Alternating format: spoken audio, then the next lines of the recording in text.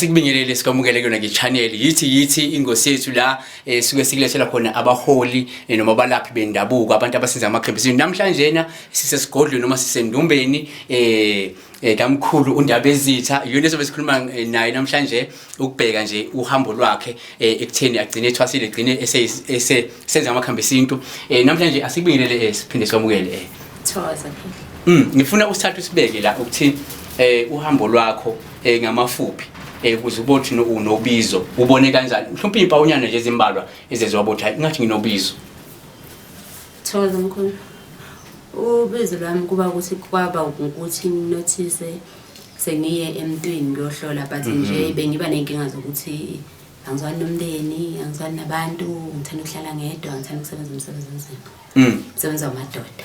Yeah, then wahamba ngiyahamba ngiya emntwini wangihlolela ngitshela wathi ngibusa ngamakhehla ingakho ngingumkhulu Ndabezitha. Okay, ngifuna phinde sithi ukuhlola before siqhubeka futhi sibheke ukuthi mhlawumbe akukuthusanga ukuthi unobizo noma kwabanjani umuphi umuzwa wakufikela mawuthi nginobizo kwabanjani abantu abaningi banokusaba agcine kube angangenanga kuthatha isikhathi angene kulo alilandele ubizo kube hamba kanjani. Ngaba nakho ukuthuka Mkhulu kodwa nje ukuthi ngoba umuntu owayengibukela wakhona ukuthi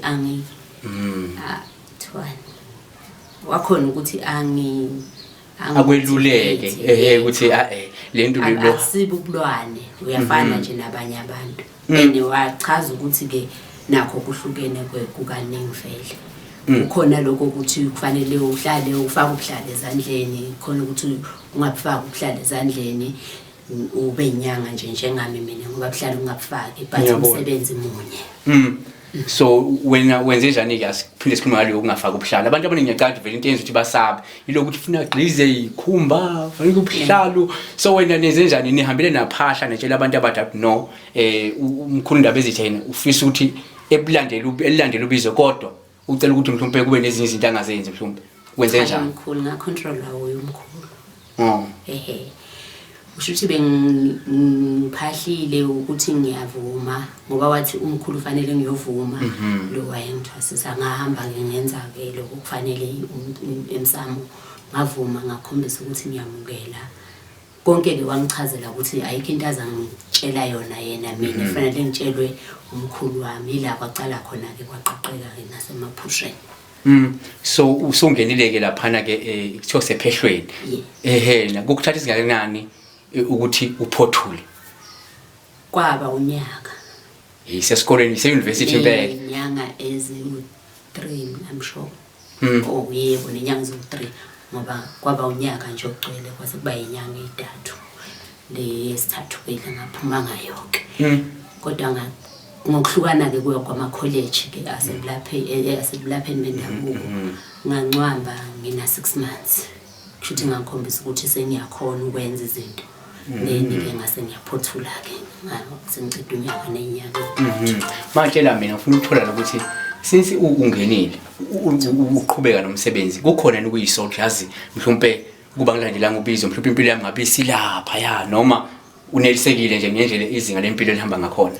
Thokoza Mkhulu ngendlela ubaba mangenzela ngakhona ngizizwa ngikhululekile ngoba ngikhathi ngizwa ukuthi ngiyaphila. Hayi kuhle kakhulu ngiyacabanga ukuthi iziphiluleko mhlawumbe mangathiwa ke awunika umuntu nje manje onalo ubizo kodwa uyasaba ukulandela ngoba ngiyacabanga ukuthi wena nje ubusungaphakathi sekukhona ilolo ngathi unikeze umuntu ongaphandle ofisa osaba ukulandela ubizo leli. Umuntu onobizo kufanele ukuthi amukele abese uyayitshena inhliziyo yakhe nje ayitshene nesinayo ukuthi akusiko ukuthi ukuphela kwempilo lokho. Kodwa kukuphela kwempilo mangabe ungakulandelele ngendlela efanele ngoba kuyenzeka ukuthi mawungayigcini izinto zakhona ugcine ungaboni ukuthi usebenzela kuphi wenza ini izinto zakho zingaphumeleli. Mina njengami nje umuntu onobizo ngamtshela ukuthi mangabe anobizo fanele amukele ukuze azobona ngibela phambili. No abantu ngicela bazofisa ukuthi nixoxe indaba mhlawumbe bakuthinte kuyinombolo noma bakuvakashele futhi esigodlweni bezothola izeluleko nanokuthola usizo lwamakhambi endabuko iziphi inombolo otholakala kuzona nani indawo mhlawumbe ukubanikeza ukusebenzela kuphi.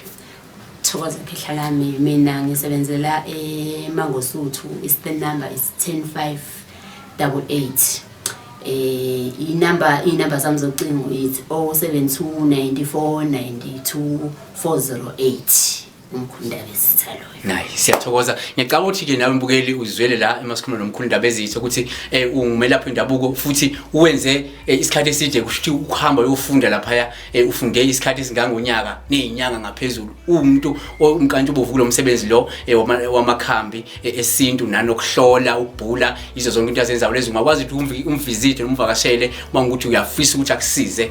Asibonga kakhulu usayibukela futhi channel ungakhohlakala nokusubscribe yona nge channel. Bye danki.